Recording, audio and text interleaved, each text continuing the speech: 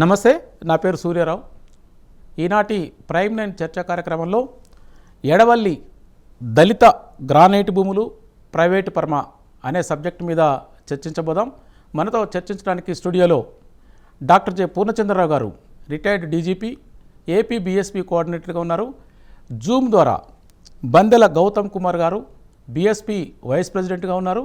అలాగే professor doctor Dokka Jaganmohan Rao గారు, retired professor, Bahujan Samaj party రాష్ట్ర నాయకులు. ఇప్పుడు ఎడవల్లి అనేది ఎడవల్లి చిలకలూరుపేట నియోజకవర్గంలోని ఎడవల్లి గ్రామంలో దళిత భూములు, వీటికి సంబంధించిన చర్చ నేడు మనం తీసుకోబోతున్నాం. ఎడవల్లి భూముల్ని ఏ ప్రభుత్వం వచ్చినా దళితులకు చాలా కాలం క్రితం ఇచ్చినటువంటి సొసైటీ ద్వారా ఇచ్చినటువంటి దళిత భూముల్ని గ్రానైట్ ఉన్నదని తెలిసి ఏ పొలిటికల్ పార్టీ వచ్చిన ప్రభుత్వంలోకి వారు వీటి మీద పడడానికి గల కారణాలు, అక్కడ దళితులకి ఒక సొసైటీ ద్వారా ఆ భూములు ఇచ్చి ఆ భూముల్ని ఒక్కొక్క పార్టీకి అప్పీల్ చేసినప్పుడు వాళ్ళకు జరుగుతున్న అన్యాయాల మీద మేము అధికారంలోకి వస్తే మీకు న్యాయం చేస్తామని ఎన్నో ప్రగల్భాలు పలికి గతంలో వైఎస్ఆర్సీపీ కానీ ఇప్పుడు అధికారంలో ఉన్నటువంటి టీడీపీ పార్టీ కానీ వాటిని ప్రైవేట్ పరం చేయడానికి ఎన్నో కుట్రలు కుతంత్రాలు జరుగుతున్నట్టు తెలుస్తుంది. దీని మీద మనం మాట్లాడడానికి డాక్టర్ జె పూర్ణచంద్ర గారిని అడుగుదాం. సార్ చెప్పండి సార్, ఇప్పుడు ఎడవల్లి భూములకు సంబంధించిన గ్రానైట్ దళిత భూములకు సంబంధించిన విషయం కరెంట్ టాపిక్గా ఉంది. దీని మీద మీరు ఏమంటారు సార్? ఇప్పుడు మనకి మీరు చెప్పినట్టుగా చిలకలూరుపేట నియోజకవర్గం అంటే అది పల్నాడు జిల్లా అండి. అవును సార్. పల్నాడు జిల్లాలో ఈ కోటప్పకొండ దగ్గర ఉంటుంది ఎడవల్లి గ్రామం. ఇందులో కత్తి చంద్రయ్య గారు అని కలెక్టర్ గారు ఒక ఆయన 50 సంవత్సరాల క్రితం దళితులకు ఒక సొసైటీ ఫామ్ చేసి అప్పుడు కొంచెం ఆదర్శవంతమైనటువంటి విధానాలతో మనం దళితుల్ని అభివృద్ధి చేయాలని చెప్పి వివిధ జిల్లాల్లో ఇలాంటి సొసైటీస్ ఫామ్ చేసేవాడు గవర్నమెంట్ పాలసీ ప్రకారం. సో ఈ 416 ఎకరాలని దాదాపుగా 120 కుటుంబాలకు అప్పచెప్పారు. అంటే 50 సంవత్సరాల క్రితం. ఇప్పుడు 120 కుటుంబాలు, దాదాపుగా 600-700 కుటుంబాలు అయినాయి. సో వీళ్ళు మంచి పంట భూమి, అది 40 బస్తాలు ఎకరానికి పండుతూ ఉంది, బ్రహ్మాండమైన నల్లరేగడి భూమి. సో వాళ్ళు దాని మీద జీవనాధారంగా ఉండి కొన్ని గ్రామాలు, కొన్ని కుటుంబాలు అభివృద్ధి చెందాయి. ఈ లోపల ఏమైందంటే అక్కడ గ్రానైట్ బాగుంది, మంచి క్వాలిటీ బ్లాక్ స్టోన్ ఉందని చెప్పి తెలియడంతో అక్కడ ఉన్నటువంటి రవీంద్ర బాబు అనేటువంటి సర్పంచ్, కమ్మ సామాజిక వర్గం చెందిన ఆయనకు కనుబడింది. ఇప్పుడు జనరల్గా ఈ దళిత భూములు అంటే చూడటానికి భయపడతారు, కానీ వీళ్ళు ఏం చేశారంటే మరి అక్కడున్న నిక్షేపాలు తక్కువ వాల్యూ ఏం కాదు. ఆ 400 ఎకరాల్లో దాదాపుగా 7,600 కోట్ల విలువైనటువంటి గ్రానైట్ నిక్షేపాలు ఉన్నాయని చెప్పి అంచనా వేశారు. అందువల్ల ఒక 40-50 ఎకరాలు ఆయన హస్తగతం చేసుకున్నాడు తెలుగుదేశం ప్రభుత్వం హయాంలోనే, ఈ 2019 ముందు. సో దాని మీద గ్రామస్తులు బాగా ఉద్యమం చేశారు. ఉద్యమం చేసినాక జగన్ పాదయాత్ర అప్పుడు నేను ఖచ్చితంగా మీ భూములు మీకు ఇప్పిస్తా అన్నాడు. మరి అది జగన్ ప్రభుత్వం వచ్చినాక విడదల రజనీ, రవీంద్రనాథ్ బాబు ఇద్దరు రెండు పార్టీలు, ఒక అతనేమో టీడీపీ, వీడేమో వైసీపీ.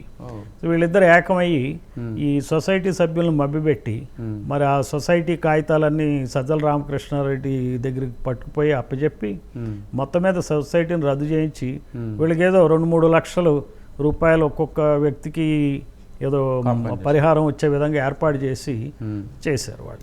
ఆ రకంగా ఈ భూములని మా స్టేట్ తీసుకుని ఏం చేస్తుంది స్టేటు, వీళ్ళు అసలు ఇరెగ్యులర్ జీవో ఇచ్చారు, జీవో 270 ఇరెగ్యులర్ జీవో. ఆ జీవో రద్దు చేయాలి. యాక్చువల్గా ఈ ప్రభుత్వం ఆ జీవో రద్దు చేయాలి, ఈ భూముల్ని దళితులకు ఇవ్వాలి, దళితుల ఆధ్వర్యంలోనే మైనింగ్ చేపట్టాలి. మరి గవర్నమెంట్ పాలసీ కూడా ఏంటంటే చంద్రబాబు నాయుడు గారి పాలసీ 2030 కల్లా ప్రతి కుటుంబంలో ఒక పారిశ్రామికవేత్త ఉండాలి అన్నప్పుడు ఈ దళిత కుటుంబాలు ఇప్పుడు 600 ఉన్నాయి, 600 మంది పారిశ్రామికవేత్తల్ని తయారు చేయొచ్చు. అదొక గొప్ప ఆదర్శంగా ఉంటుంది. ఎట్ ది సేమ్ టైం ఈ జాయింట్ గవర్నమెంట్ పార్ట్నర్షిప్లో ఇప్పుడు ఇండస్ట్రీ సెక్రటరీస్ కానీ ఆ మైనింగ్ కార్పొరేషన్ ఎండీలకు కానీ పెద్ద ఏం పని ఉండదు, ఊరికనే ఆ ఫైల్స్ తీసుకుపోవటం, ఇండస్ట్రీ అనగానే ఏదో ఫైల్ పాలసీ రిలీజ్ చేయటం, ఎవరికైనా ఫండ్స్ రిలీజ్ చేయటం తప్పిస్తే క్రియాశీలకంగా సంపద సృష్టిలో పెద్దగా వాళ్ళ భాగమే ఉండదు డైరెక్ట్గా. అలాగే ఆ మైన్స్ కార్పొరేషన్ ఎండీ కూడా ఏ గవర్నమెంట్ ఉంటే ఆ గవర్నమెంట్కి తానా అంటే తందానా అని చెప్పి ఈ మధ్య మైన్స్ కార్పొరేషన్ అతని మీద కూడా కేసులు అయినాయి. సో అరెస్ట్ కూడా అయినట్టున్నాడు. సో వీళ్ళందరూ ఏం చేస్తారంటే ఏ ప్రభుత్వం అధికారంలో ఉంటే ఏ కులం యొక్క ప్రాబల్యం ఎక్కువ ఉంటే ఆ కులం వాళ్ళకి ఆ ల్యాండ్స్ అప్పచెప్పడం వీళ్ళ పని అనమాట. అంత తప్పితే వీళ్ళు ఏం చేయరు. అసలు ఈ అధికారులు అందరూ ఈ రోజున పెద్దగా పని లేదు అధికారులకి. అన్ని సోషల్ వెల్ఫేర్ ప్రోగ్రామ్స్ అన్ని బటన్ నొక్కేసి ఇచ్చేస్తున్నప్పుడు అధికారులకి ఏం పని లేదు.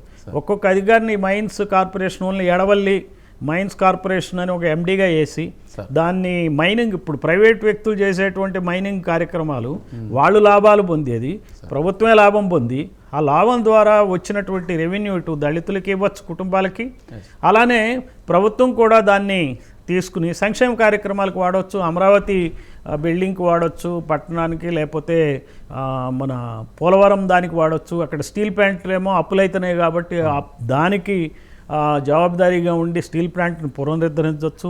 లేదంటే ఇక్కడ మెడికల్ కాలేజెస్ ఉన్నటిని ప్రైవేట్ పరం చేస్తున్నారు, వాటి కాకుండా వాటికి ఫండింగ్ చేయొచ్చు.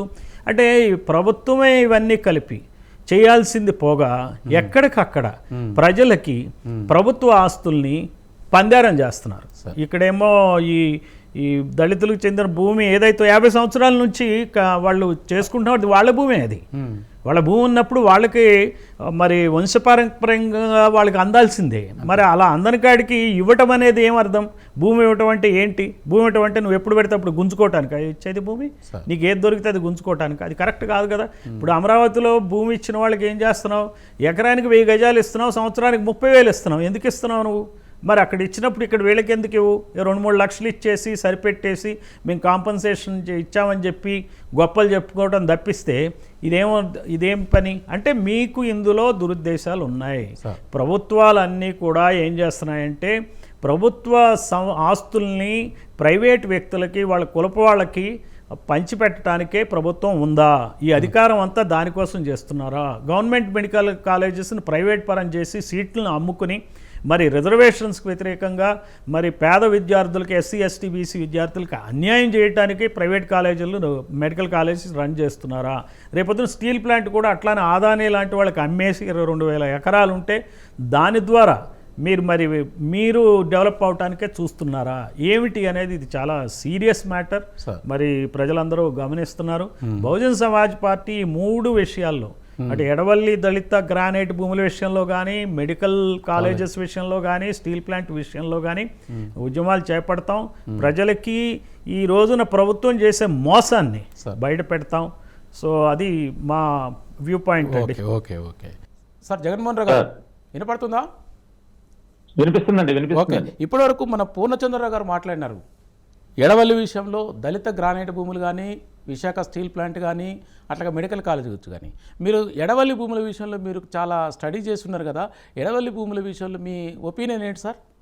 సార్, ఎడవల్లి భూములు అత్యంత దుర్మార్గమైన చర్య వైసీపీ వాళ్ళు చేశారు సార్. ఓకే. దాదాపుగా 1975 సంవత్సరం, అంటే 50 సంవత్సరాల నుంచి పేద దళిత రైతులు వ్యవసాయం చేసుకుంటూ దాని మీదనే జీవనాధారం చేస్తున్న ఆ రైతుల పొట్టగొట్టి ఈ రోజు వాళ్ళు ప్రకాశం జిల్లాలో ఉన్న కందుకూరు అనే ప్రాంతానికి వలస కూలీలుగా వెళ్ళి బతుకుతున్నారు సార్. అలాగే అదే ఎడవల్లో కొంతమంది వేరే ఊర్లకు వెళ్ళలేని వాళ్ళు కౌలుకు తీసుకొని కౌలు రైతులుగాను, కౌలు కూలీలుగాను జీవిస్తా ఉన్నారు సార్. చాలా దుర్మార్గమైన చర్య వైసీపీ ప్రభుత్వం తీసుకున్నది.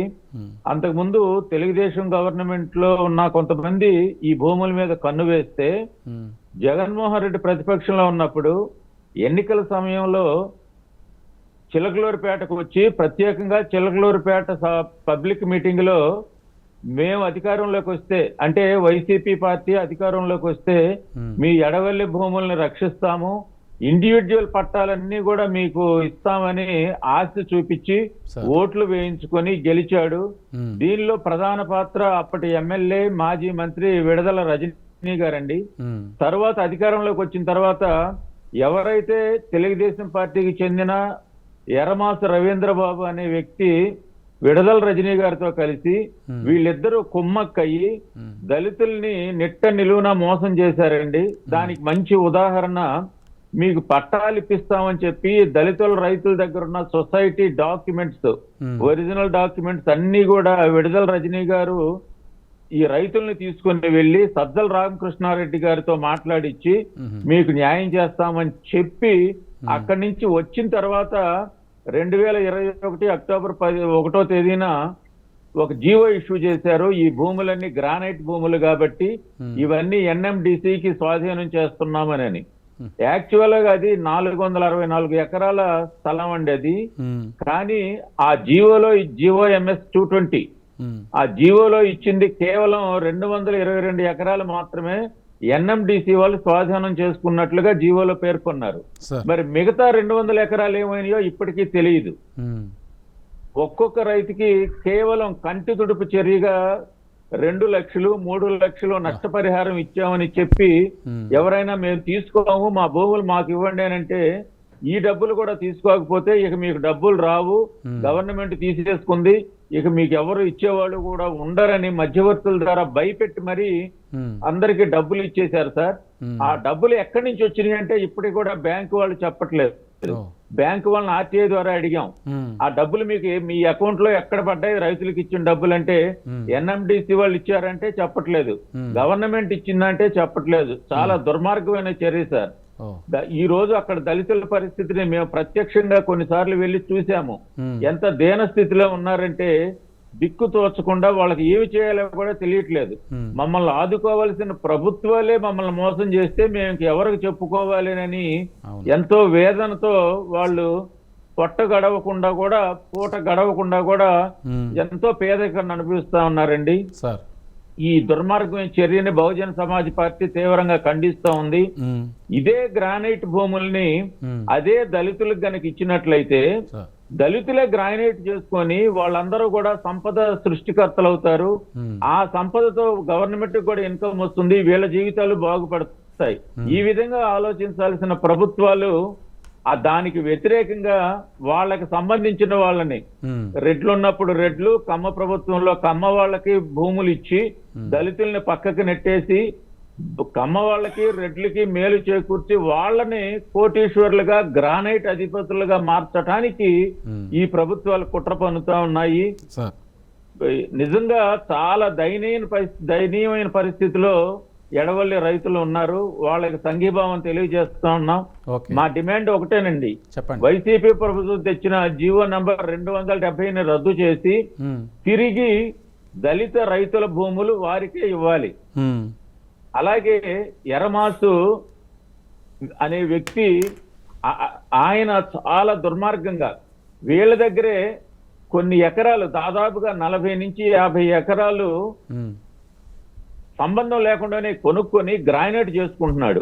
ఇప్పటికి దాదాపుగా 200 కోట్ల రూపాయలు గ్రానైట్ చేశాడని అక్కడ ఉన్న స్థానికులు చెప్తూ ఉన్నారు. సో ఈ 200 కోట్ల రూపాయలు ఆయన దగ్గర నుంచి రికవరీ చేసి పేద రైతులకు ఇప్పించి వాళ్ళ జీవితాలను బాగు చేయమని కూడా మేము అడుగుతా ఉన్నాం.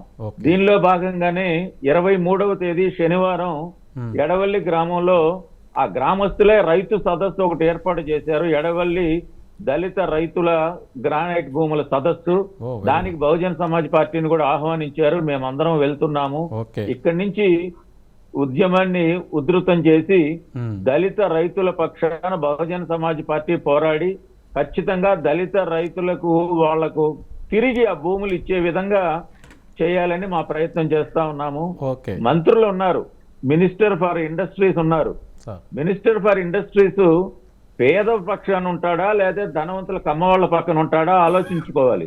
అలాగే director are commissioner for industries ఉన్నారు. వాళ్ళు ఎవరి పక్షాన్ని నిలుస్తున్నారు? వాళ్ళు ఎందుకు వాళ్ళు ప్రభుత్వాలకి కమ్మ వాళ్ళకి మద్దతుగా నిలుస్తున్నారో మాకు ఇప్పటికీ అర్థం కావట్లేదు. పేదల పక్షాన ఉండవలసిన వాళ్ళు అధికారులు కొంతమంది తొత్తులుగా మారి ఈ భూముల్లో కొంతమందికి పట్టాలు కూడా, పట్టాదారు పాస్ పుస్తకాలు కూడా ఇవ్వటం జరిగింది. అది చాలా దుర్మార్గం, అన్యాయం, చట్టానికి వ్యతిరేకం. ఆ అధికారులందరినీ కూడా గుర్తించి శిక్షించి ఖచ్చితంగా ఎడవల్లి దళిత రైతులకు న్యాయం చేయాలి. మేము అక్కడ విచారణ చేస్తే ఒక్కొక్క ఎకరా 40 లక్షల నుంచి 60 లక్షలు 80 లక్షలు కోటి రూపాయల వరకు ఉంది సార్ అక్కడ. సో కోటి రూపాయలు ఉన్న ఒక ఎకరా ఒక దళితుడికి వస్తే అతను కోటీశ్వరుడు అయిపోతాడు. అతనే గ్రానైట్ చేసుకోవచ్చు, అతనే ప్రభుత్వానికి ట్యాక్సులు కడతాడు, అతడే తన యొక్క కుటుంబాన్ని తన యొక్క మందిని అభివృద్ధి చేసుకుంటాడు ప్రభుత్వాల మీద ఆధారపడకుండా. ఎస్. ఈ విధంగా గవర్నమెంట్ ఆలోచించాలైతే దానికి వ్యతిరేకంగా గ్రానైట్ పడ్డది కదా అని ఆ భూముల్లోంచి బలవంతంగా తరివేశారు. అదే. విడుదల రజనీ గారు అయితే ప్రతిపక్షంలో ఉన్నప్పుడు మీ భూములు మీకు ఇప్పిస్తామని వ్యవసాయం చేస్తున్న భూముల్లో ఆమె వచ్చి కోత కోసారట. ఓహో. విడుదల రజనీ గారు ప్రతిపక్షంలో ఉన్నప్పుడు కోత కోసారు.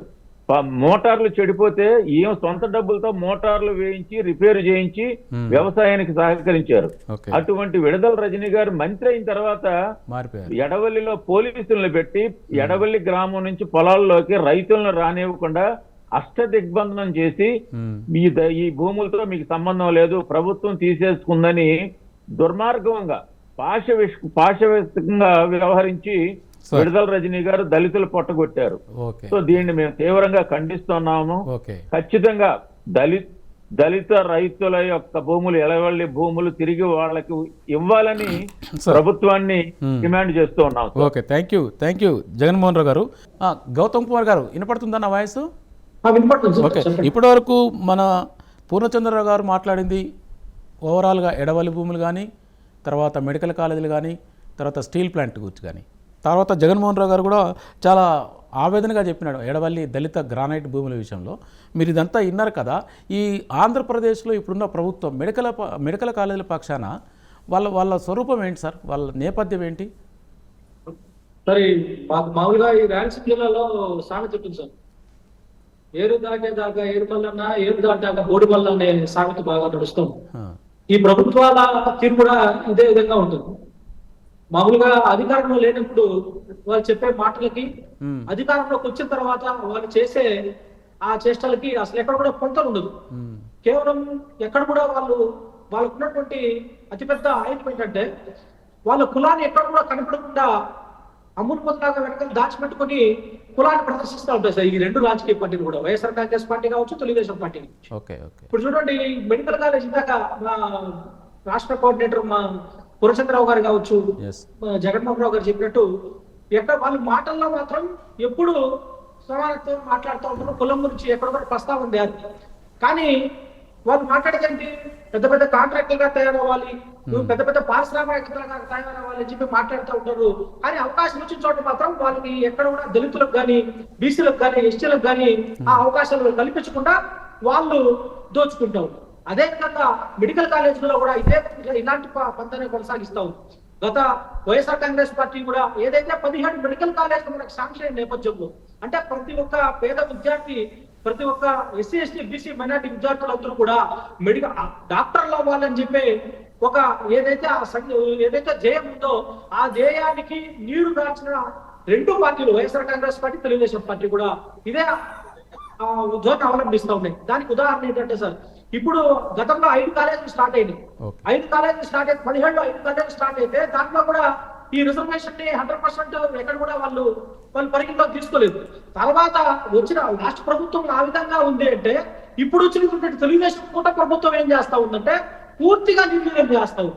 అంటే ఈ గవర్నమెంట్ మెడికల్ కాలేజ్ అనే స్వరూపంగా పూర్తిగా మారిపోయి వాటిని పూర్తిగా ప్రైవేట్ పరం, దాని వెనకాల ఉన్న కుట్ర ఏంటంటే కేవలం వాళ్ళ కులానికి, వాళ్ళ సామాజిక వర్గానికి ఈ మెడికల్ కాలేజ్ లో కోట్ల రూపాయలు. ఇప్పుడు చూడండి, ఈ కాలేజ్ అంతా కూడా ఎవరివండి, ఈ భూములు ఎవరివి? ప్రభుత్వానికి.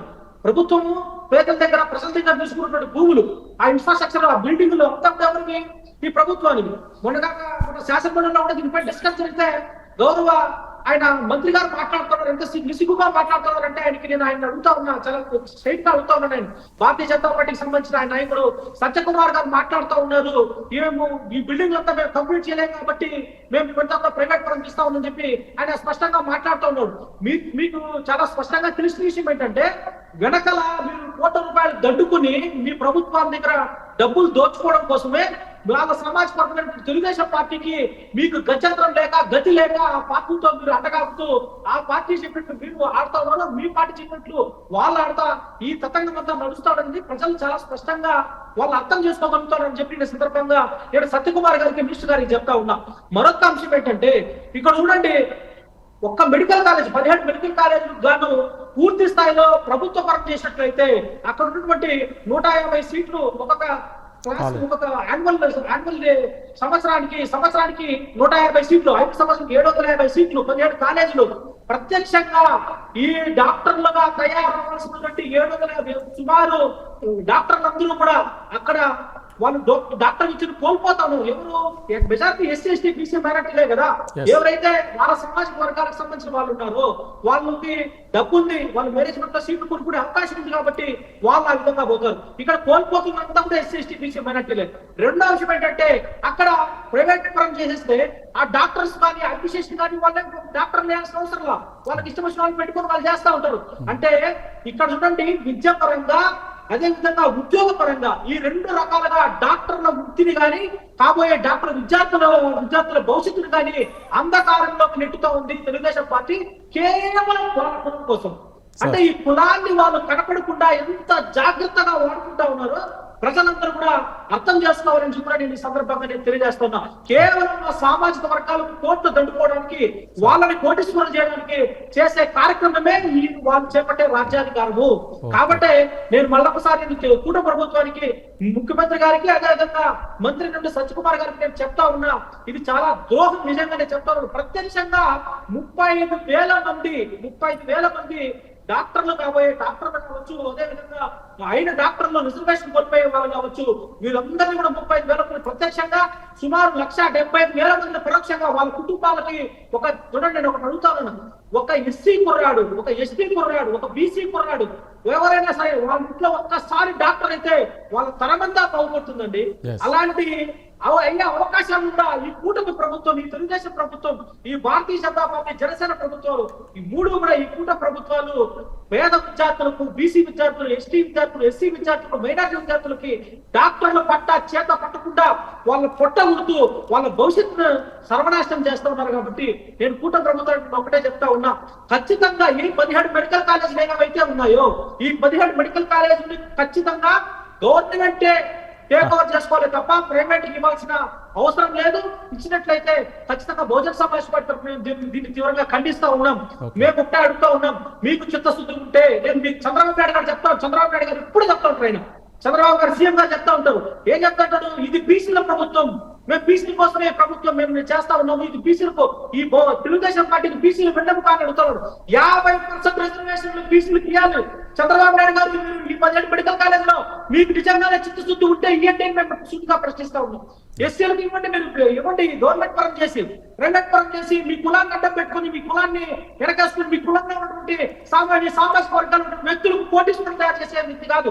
మీకు సామాజిక న్యాయం ఉంటే, మీకు చిత్తశుద్ధి ఉంటే, మీకు బీసీల పట్ల, ఎస్సీల పట్ల, ఎస్టీల పట్ల, మైనార్టీల పట్ల చిత్తశుద్ధి ఉంటే, మా బిడ్డల భవిష్యత్తు పట్ల చిత్తశుద్ధి ఉంటే, మేము డాక్టర్లు అవ్వాలి, వాళ్ళు కూడా డాక్టర్లు అవ్వాలి, పేదలు కూడా డాక్టర్లు అవ్వాలి, రిజర్వేషన్ పాటించాలి. నేను ప్రైవేట్ పరం చేసే వ్యక్తిని కాదు, నేను ప్రభుత్వం నిశ్చిని అని చెప్పి మీరు నిజంగానే మీ బిడ్డల్లో చిత్తశుద్ధి ఉంటే, మీరు ఈ ఆంధ్రప్రదేశ్ రాష్ట్రంలో ఉన్నటువంటి 17 మెడికల్ కాలేజీలు మీరు గవర్నమెంట్ పరం చేయండి, రిజర్వేషన్ పాటించండి, పేద విద్యార్థులు డాక్టర్లుగా తయారు చేయాలని చెప్పి ఈ సందర్భంగా నేను ఒకటే డిమాండ్ చేస్తా ఉన్నాను. Okay, thank you Gautam Kumar garu. ఇప్పుడు రమణమూర్తి గారు, సార్ రమణమూర్తి గారు, విశాఖ స్టీల్ ప్లాంట్ ఇప్పటివరకు ఎడవల్లి మెడికల్ కాలేజ్ మీద 2 మిత్రులు మాట్లాడినారు. విశాఖ స్టీల్ ప్లాంట్కి సంబంధించింది గతంలో కూడా మనం డిస్కస్ చేశాం. అది ప్రైవేటు పరం వైపు చాలా చకచక అడుగులు వేస్తున్నట్టు తెలుస్తుంది ఈ ప్రభుత్వాలు, కూటమి ప్రభుత్వం. దీని మీద మీకున్న ఇన్ఫర్మేషన్ షేర్ చేసుకుంటారా రమణమూర్తి గారు? విశాఖపట్నం స్టీల్ ప్లాంట్ ప్రైవేటీకరణ కోసం కేంద్ర ప్రభుత్వం ఆల్రెడీ అడుగులు వేస్తుంది. చాలా వరకు అది నెమ్మదిగా కూడా ఏ విధంగానైనా సరే ప్రైవేట్ వ్యక్తికి అప్పచెప్పాలనే ఆలోచనతో ప్రభుత్వం ఉంది. ఈరోజు కూడా మేము స్టీల్ ప్లాంట్ విజిట్ చేయడం జరిగింది. అక్కడ ఉన్న పరిస్థితి ఏంటంటే ఈ నెల జీతాలు కూడా ఎవరికి ఎంప్లాయీస్కి ఇవ్వలేదు. 35% శాలరీ డిపాజిట్ చేశారు. కానీ 2,080 కోట్ల రూపాయల నిధులు బ్యాంకుల్లో మూలుగుతున్నాయి. అయినప్పటికీ కూడా వీళ్ళకి శాలరీస్ మొత్తం పే చేస్తే 80 కోట్లు పే చేయాలి. ఈ 80 కోట్లు కూడా ఇవ్వడానికి ఇబ్బంది పెడుతూ, అంటే ఏదో విధంగా ఈ ఎంప్లాయీస్ అందరినీ కూడా విఆర్ఎస్ తీసుకుని బయటికి పంపించాలని ఆలోచన ఉంది. బిఎస్ఎన్ఎల్ లో కూడా మీరు చూశారు, బిఎస్ఎన్ఎల్ ఎంప్లాయీస్ కూడా విఆర్ఎస్ ఇచ్చి బయటికి పంపించాలని ఆలోచన వచ్చినప్పుడు ప్రభుత్వానికి అప్పుడు కూడా జీతాలు సరిగా ఇవ్వకుండా సగం ఇస్తూ అలా డిలే చేస్తూ, దీనివల్ల అంటే ఎంప్లాయీస్ లో ఏంటంటే మానసికంగా అరే విఆర్ఎస్ తీసుకుని బయటకు పోతే మంచిది అన్న ఆలోచన కల్పించేటట్టు చేయాలన్నది ప్రభుత్వం ఆలోచన. ఇక్కడ కూడా స్టీల్ ప్లాంట్ లో కూడా ఇంప్లిమెంట్ చేస్తుంది. గత 6 నెలల నుంచి కూడా ఎంప్లాయీస్ కి శాలరీస్ ఇవ్వట్లేదు, కాంట్రాక్ట్ కార్మికులకి శాలరీస్ ఇవ్వట్లేదు. పైగా డబ్బు లేదు అని అనుకుంటే డబ్బు ఉంది బ్యాంకులో. ఈ రోజు ఈ క్షణం 2080 కోట్ల రూపాయలు బ్యాంకులో ఉన్నాయి. అయినప్పటికీ కూడా ఇవ్వట్లేదంటే ఆలోచన ఏంటంటే ఖచ్చితంగా దీన్ని ప్రైవేటైజేషన్ చేయడం కోసం ఈ 2000 మందిని బయటికి విఆర్ఎస్ ద్వారా పంపించేస్తే, అంటే కొనబోయే వాడి కోసం ఆలోచిస్తుంది తప్ప ఈ ఫ్యాక్టరీని నడపడానికి కేంద్ర ప్రభుత్వం ఆలోచించట్లేదు. ఒక పద్ధతిలోను అంటే క్రమక్రమంగా దీన్ని నష్టాల్లో చూపించి దీన్ని ఎటువంటి నష్టాలు వచ్చాయి కనుక ప్రైవేట్ లో పంపించేద్దాం అనే ఆలోచనతో చేస్తుంది. ఇప్పుడు మీరు చూసారు 10,000 కోట్ల రూపాయలు విశాఖపట్నం స్టీల్ ప్లాంట్ ఇస్తే ఇవాళ రేపటి నుంచే లాభాల్లో నడుస్తుంది. కానీ 10,000 కోట్లు ఇవ్వకుండా రకరకాల కబుర్లు చెప్తారు. మరో పక్కేమో అన్ని జిందాల్కి వాళ్ళందరికీ కూడా దాదాపు 14 లక్షల కోట్ల రూపాయలు బ్యాంకుల నుంచి మాఫీ చేశారు. 14 లక్షల కోట్ల రూపాయలు అక్కడ మాఫీ చేసినప్పుడు విశాఖపట్నం స్టీల్ ప్లాంట్ కొన్న అప్పు కేవలం 20,000 కోట్లు మాత్రమే. కానీ దాన్ని పెద్ద బోతలా చూపించి ఈ విశాఖపట్నం స్టీల్ ప్లాంట్ నష్టం వచ్చింది. వ్యాపారం అన్నాక నష్టాలు ఉంటాయి, లాభాలు ఉంటాయి. మరి 40 సంవత్సరాల లాభాల్లో నడిచిన ఫ్యాక్టరీ ఈవేళ ఎందుకు నష్టాల్లో నడుస్తుందంటే ఆలోచించాల్సిన పరిస్థితి ఉంది కదా. కేంద్ర ప్రభుత్వం తాలూకా పాలసీల వల్లే కదా ఈ నష్టంలోకి రావడానికి కారణం. దీన్ని పక్కన పెట్టేసి ఎట్టి పరిస్థితుల్లో దీన్ని ప్రైవేటైజ్ చేశారు. ప్రైవేటైజ్ చేస్తే ఇవాళకి మనకి ఇష్యూ ఉన్నది ఏంటి? 26,000 ఎకరాలు ఇచ్చిన రైతులు ఇవాళ రోడ్డు మీద పడి ఉన్నారు.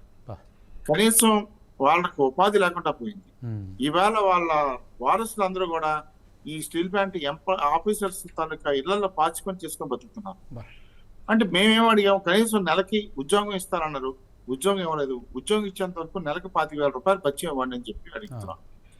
అలాగే ఎవరైతే ఏదైతే మిగులు భూమి ఉందో దామాసా పద్ధతిలో ఆ మిగులు భూమి 10,000 ఎకరాల భూమిని కూడా ఈ ఎవరైతే భూములు ఆ రోజులు ఇచ్చారో వాళ్ళకి దామాసా పద్ధతిలో పంచాలి అన్నది కూడా మేము చెప్పాం. అయితే భూములు ఉన్నాయి కదా అనే ఉద్దేశంతో ఇవాళ ప్రైవేట్ రంగాలు ముందుకు వస్తున్నాయి. ఇవాళ విశాఖపట్నం స్టీల్ ప్లాంట్ లో నాణ్యమైన స్టీల్ ఉత్పత్తి అవుతుంది. ఇది ప్రపంచంలోనే అత్యంత విలువైనదిగా భావిస్తున్నారు.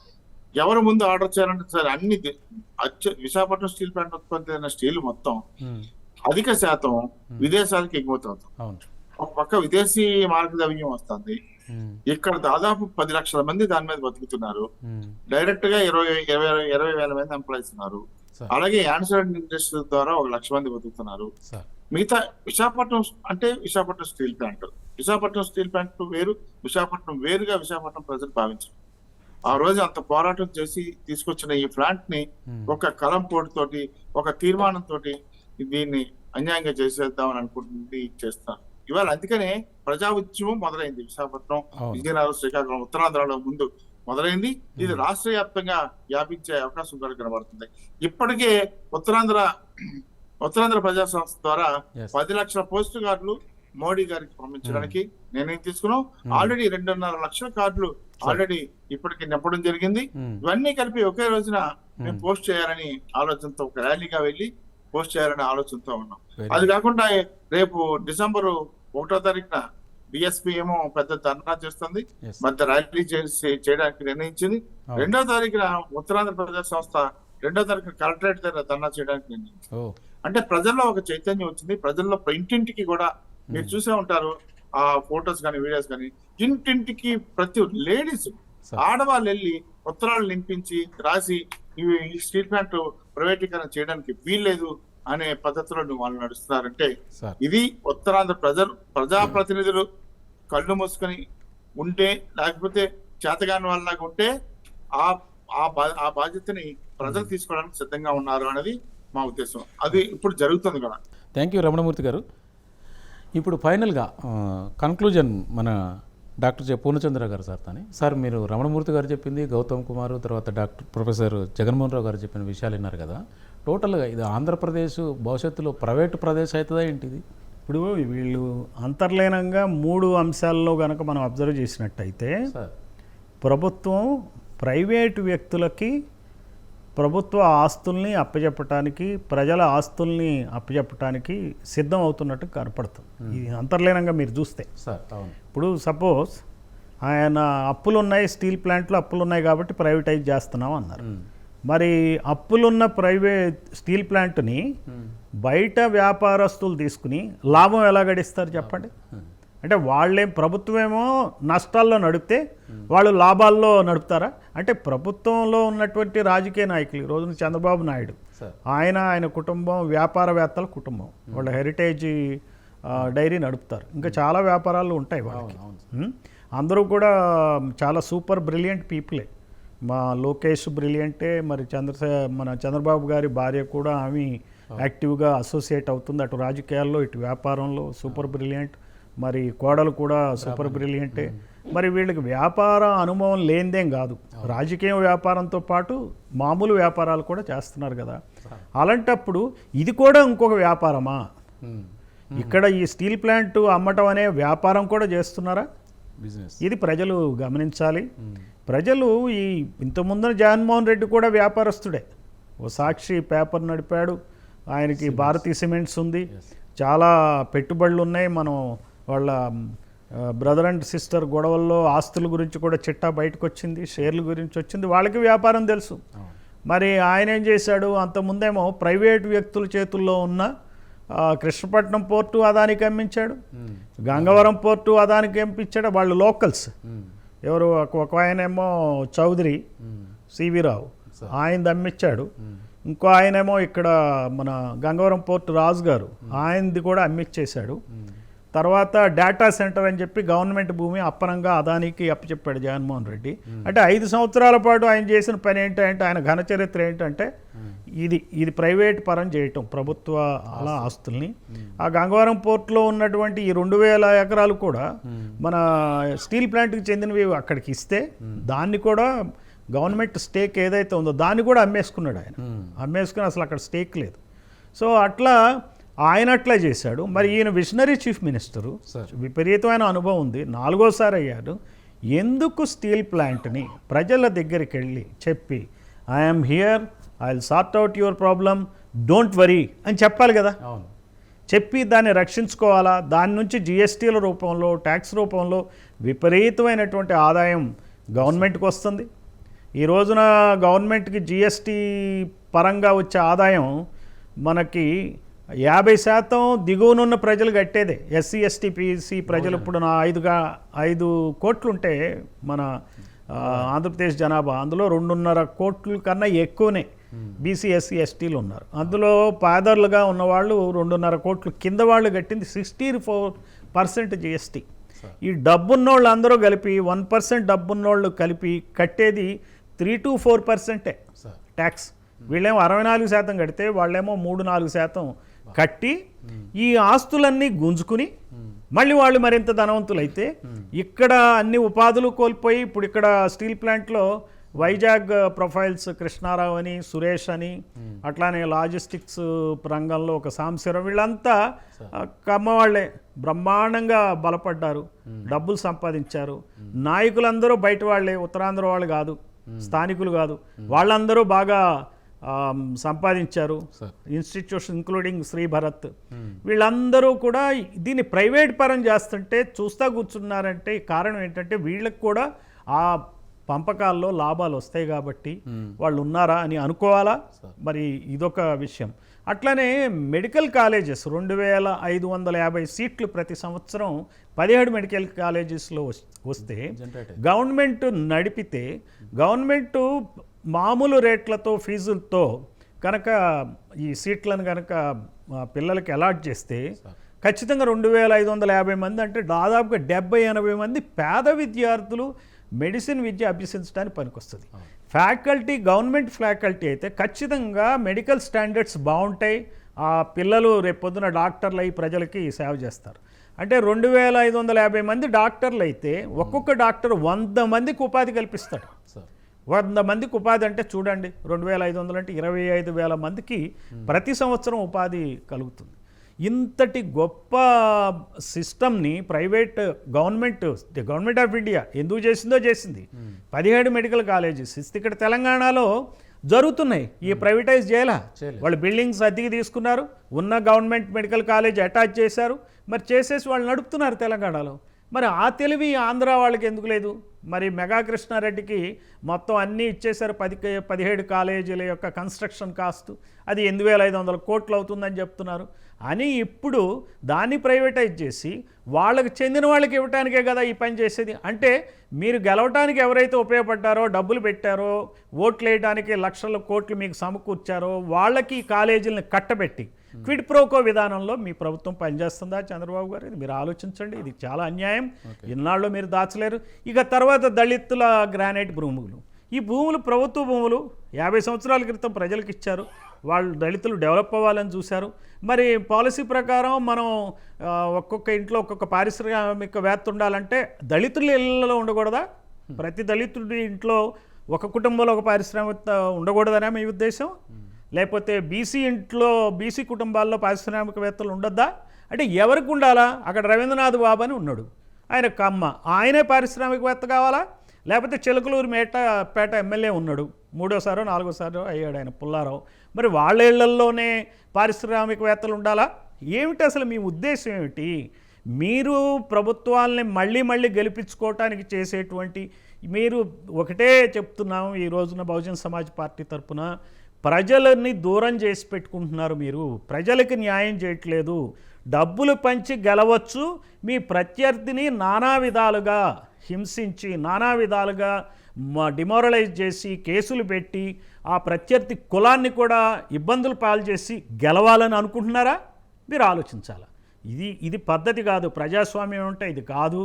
ఆయన మీద మీరు, మీ మీద ఆయన రోజు పేపర్లో రాసుకుని మరి టీవీల్లో మీరే నిండిపోయి మా బాధలు అనేవని పట్టించుకోకుండా మీ మధ్య యుద్ధంలాగా, భారత యుద్ధం కురుక్షేత్రంలో జరిగిందంటే 2 కుటుంబాల మధ్య జరిగిన యుద్ధంలాగా చిత్రిస్తే మరి కొన్ని లక్షల సైనికులు చనిపోయారు. పేద ప్రజల యొక్క స్టోరీ భారత కథలో లేదు, భారతంలో లేదు. పేద ప్రజలు ఏమయ్యారు? 70-80% ప్రజలు వాళ్ళు బతికేంటి భారతం రాసిందా?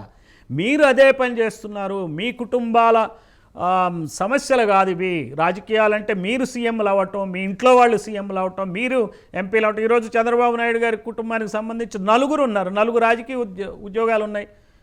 బాలకృష్ణ ఎమ్మెల్యే అయ్యాడు, శ్రీభరత్ ఆయన అల్లుడు ఎంపీ, మరి కొడుకేమో ఎమ్మెల్యే, మీరు చీఫ్ మినిస్టర్ 4వ సారి. 4 పదవులు మీకే. మా కుటుంబాల్లో ఎవరికి పదవులు ఉండొద్దా? మా కుటుంబాల వాళ్ళు ఎవరు ఎమ్మెల్యేలు కావద్దా? ఎమ్మెల్సీలు కావద్దా? మీరే కావాలా? మీరే వ్యాపారవేత్తలు కావాలా? సో ఈ 3 రకాల సమస్యలను ఈరోజున అనలైజ్ చేస్తే వీటి వెనకాల ఉన్న కథ ఏంటంటే మీ 2 కులాలకు సంబంధించిన కుటుంబాల మధ్య ఉన్నటువంటి యుద్ధం తప్పిస్తే మాకు సంబంధించిన యుద్ధం కాదు. మీరు మాతో కనెక్ట్ కావట్లేదు, మాతో కనెక్ట్ కండి, మా బాధని చూడండి, గోడుని వినండి, న్యాయం చేయండి. లేకపోతే ఖచ్చితంగా మీరు ప్రజలే బుద్ధి చెప్పాల్సి వస్తుంది.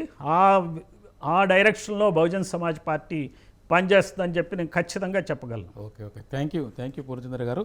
ఇవాళ ఎడవల్లి దళిత గ్రానైట్ భూములు కానీ, విశాఖ స్టీల్ ప్లాంట్ విషయంలో కానీ, అలాగే మెడికల్ కాలేజ్ విషయంలో కానీ బహుజన్ సమాజ్ పార్టీ ఇప్పటివరకు మనకు సూచించినటువంటి గౌతమ్ కుమార్ గారు కానీ, అట్లాగే రమణమూర్తి గారు వైజాగ్ నుంచి గారు కానీ, తర్వాత జగన్మోహన్ రావు గారు చక్కటి సందేశాలు ఇచ్చినారు.